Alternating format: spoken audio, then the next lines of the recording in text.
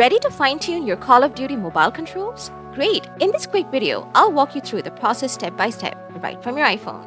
Let's jump in and enhance that gaming experience. To start, open up Call of Duty Mobile on your iPhone. Then, locate and tap the gear icon situated at the top right corner of your screen.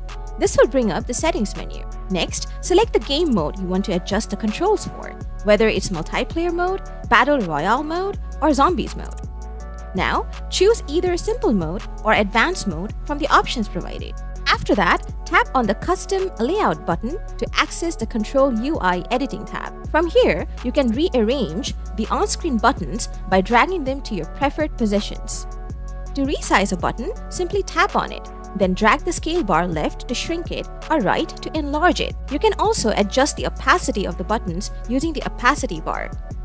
Once you are satisfied with your setup, hit the Save and Use button to save the layout. Oh, and if you have made too many changes and want to start over, no worries. Just tap the Reset button and everything will revert to its original layout. And there you have it.